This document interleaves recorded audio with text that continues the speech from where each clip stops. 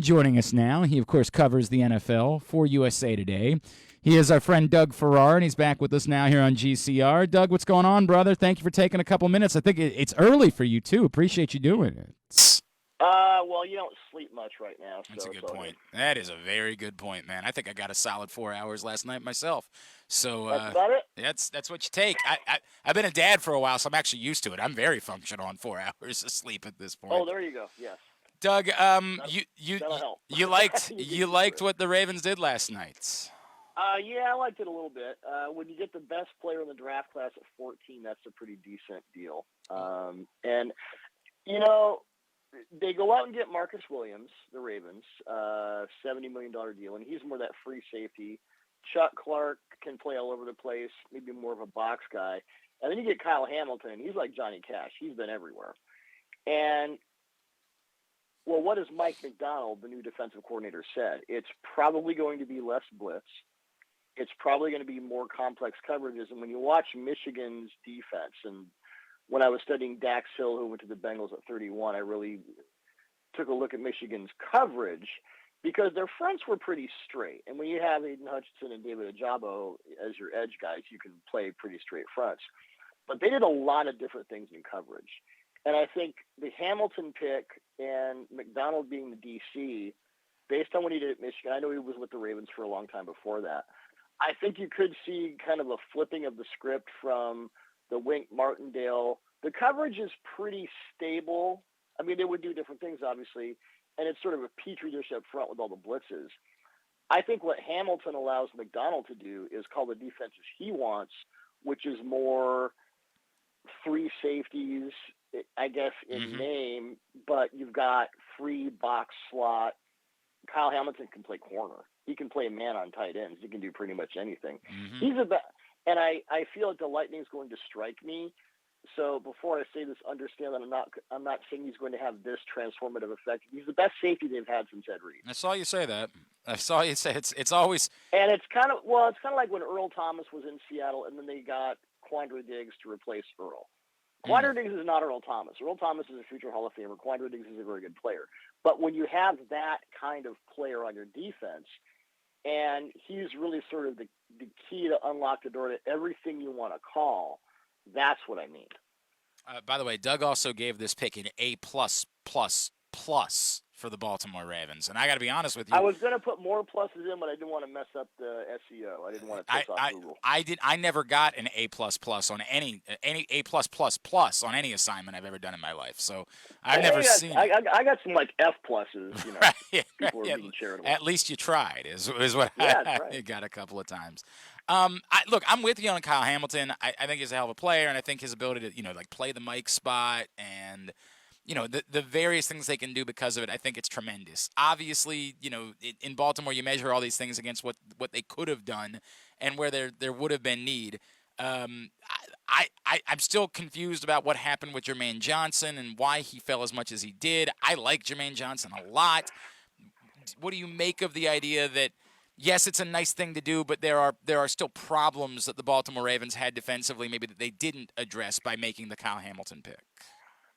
Sure. Jermaine Johnson was my edge one, and you can watch him against Boston College just throwing Zion Johnson to the ground, and against Ike Ekwonu where he, was doing that speed counter. And Icky is a great player, but Icky could not keep up with Jermaine Johnson. So with the Jets to trade back in and get him at 26, that's insane. That's just ridiculous. I don't think any NFL team has become better in the last 3 months than the Jets through free agency in the draft. It's kind of crazy. Cats and dogs and all that. I mean, we still don't know about their quarterback though. Well, no, we don't. We really don't. There's a lot of YOLO there. I would go, and if that's what Mike McDonald wants to do, which is more straight fronts and more complex coverages, he may have to compromise on that because they don't necessarily have those. I liked what I saw from Odafe Owe. They've got some pieces up front. But if you know this, it's like the old Vic Fangio thing. If you want to play 4 on the floor and not blitz a lot, well, you'd better have those guys. The Ravens under Wink were set up, but we don't need those guys. We'll create pressure through scheme. Yep. So And the thing is, Ebiketie, the kid from Penn State, Josh Pascal from Kentucky, who I love, is a multi-gap guy. I didn't think he'd go in the first, but he was my edge 5, I believe. I liked him better than Karlaftis. Boye Mafe from Minnesota would fit Baltimore's defense really well. Kind of reminds me of Michael Bennett. So there are still good edge guys on the board. It's an incredibly deep edge class. So when you look at the Ravens and you say, oh, they traded Hollywood Brown, they need a receiver. Well, it's a really deep receiver class. You can still get a guy like Sky Moore. Good Lord, I don't know how George Pickens slipped, except that he was hurt a lot of last year. So at least 2 of the positions where they still have needs are incredibly deep. And again, when you can get Kyle Hamilton, who plays like a 5'10", 200-pound safety at 6'4", 220, that's the Planet theory. There just aren't people like him at his size who can do what he does. So you take that guy. And I mocked him over and over to Kyle Linderbaum at 14 because Eric DeCosta at the Combine compared Linderbaum to Marshall Yanda, and I went, what? Yep. Marshall Yanda, to me, is a future Hall of Famer. He's one of the best guards I've ever seen. And people say, well, DeCosta doesn't want to smoke. I'm like, no, he didn't have to smoke. You don't have to do he could have just said he's a good football player, right? Exactly. So I was mocking Linderbaum. I did like 5 mocks. I think 4 of them I mocked Linderbaum to them at 14. And they get him at 25. I mean, what's not to like? Why is his size? We're talking about Doug Farrar from USA Today. Doug, why is his size not that big of a deal? Like I'll say I think I know that somebody's going to say, hey, look, just because a guy's listed at 296, that's only like 5 pounds different than being. It's just the shocking idea of the first number of an offensive lineman's weight being a 2 instead of being a 3 that we're just not used to. But why isn't it that big of a deal what Tyler Linderbaum's size is? Well, my NFL comp for Linderbaum is Jason Kelsey. Okay. And Jason Kelsey will never – he's not going to be that Ryan Jensen, 320-pound dump truck center. And that you want different kinds of centers. Baltimore runs an incredibly I'm telling you this, incredibly diverse run scheme. Yeah. Schemes. Also, it's not – some teams are predominantly gap. Some teams are predominantly inside or outside zone. Baltimore is like everything. And that's Greg Roman going back to the Niners. They run everything at you. So you need a guy who can kind of do it all. And I would say this about Linderbaum. Are there play strength issues? Yeah, but not – I mean, I've seen 320-pound centers get knocked on their butts more often than not, and it's a matter of leverage and upper body strength and technique. I think Linderbaum checks all the boxes except that he's not an 18-wheeler coming right at your face. And that's okay because I don't think Baltimore wants that. Obviously, they don't want that type of center. They want a move guy.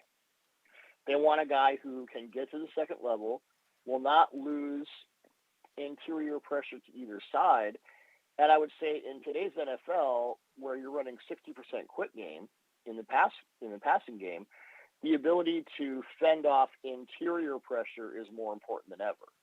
And, look at Baltimore's defense. They scheme interior pressure. They want to get to the quarterback before he can get that 3-step drop and out.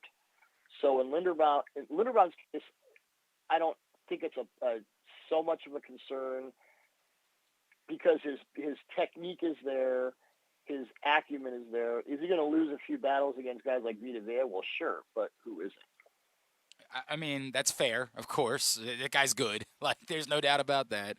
But, and the other thing I feel with Tyler Linderbaum is that it seems like he's the type that almost, like, would be giddy about doing what he's going to be asked to do in this Ravens. Like, any offensive lineman would love to play. Fair, right. It'd be a road grader, yeah. But, I mean, look at their guards. Ben Cleveland weighs 9,000 pounds. They got Kevin Zeitler, who is that pull, trap, beat the living crap out of you guy.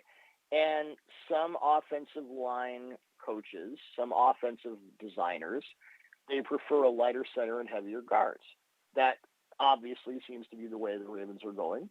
And there are a lot of teams that are incredibly successful with that prototype. I mean, the Kelsey comp, that's kind of what the Eagles have done through Kelsey's career. So especially on offensive line, it's the individual player to a point, but then you have to look at, okay, what will he be asked to do? And in the run game especially, And also, obviously with Lamar, second reaction, oh, he just bailed again. There he goes out of the pocket. Mm-hmm. I need to now pick up this guy instead of that guy. Linderbaum can do that all day. So he's a good fit for this particular offense. Would the Tampa Bay Buccaneers want him? Probably not. Would the Seahawks want him? Probably not. But I think he fits just fine for the Ravens. All right, I'm going to ask you this question knowing I don't think there's another team that's looking for 6 fourth-round picks, but I bear with me if you don't mind, all right? Maybe the Patriots. That's a good point. You mentioned that there's value still at both edge rush and wide receiver, but the Ravens right now have 1 second-round pick. They have 6 fourth-round picks. There was a lot made going into the draft about because of the COVID year, because of the guys that didn't come out the previous year, that this was a deeper draft and that there was going to be a lot more value in the 4th round than there would be in a typical 4th round. Is that actually true? Are the Ravens well served to have this many 4th round picks? Or would they be more well served to try to see if there is a team that maybe would be interested in like 4 of those 4th round picks to try to get an additional 2nd round pick? Because that's actually where the value is as far as trying to get football players that will help you this season. Well, it's interesting that flurry of trades starting at 11 yesterday, those were for specific, we want this guy. I think based on my evaluation of this year's draft class, it is incredibly deep and not incredibly tall, which is to say that today could be more interesting from a you just made your team better perspective than yesterday was. And that's not always the case. Some drafts are really top-heavy. You could argue that last year's draft was. I think here, from the 2nd to the 4th rounds, even the 2nd to the 5th rounds, you're going to get guys who are going to help your team year one, and it's not because they're a 5th-round talent. It's that they're a 3rd-round talent or a 2nd-round talent. It just so happens that at their position, the boards are compressed that way, and the elevator comes, or the Star Wars trash compactor comes down. You just get kind of crushed. But if the Ravens want to move up, it'll be interesting, especially in the first half of the 2nd round, where there's so much talent left. And all these guys overnight in all their 32 facilities have had the chance to sort of restack their boards. And now you get, these other teams who didn't have first-round picks, now they're coming in. It may be tough for any team to trade up into, say, this first half of the 2nd round. Okay. Because I think in this particular draft, the teams that are there are going to have guys they just covet. Okay. So that'll be really interesting to see. Is there talent in the 4th? Are there guys that can help on day 1 in the 4th round? Yeah. Yes. Okay. I think in this particular class, absolutely. From the 2nd to the 5th rounds, it's about as deep as I've seen it, and I've been covering this full time since 2009. All right. We will see how it plays out. Doug, what can I plug for you, my friend? I know you're a very busy man right now. Well, I did all the analysis and grades for each of the 32 first-round picks on Touchdown Wire. Pop that into a grade listicle. We have the best players left after the first round, which Ravens fans might be interested in. And my colleague Mark Schofield put up his 2nd-round mock. You can find it all right now by going to usatoday.com. Touchdown Wire, of course, at NFL_Doug Farrar is where you follow him. My friend, greatly appreciate you. Let's do this again very soon. Thank you for taking the time for us. Always a pleasure, man. Thanks.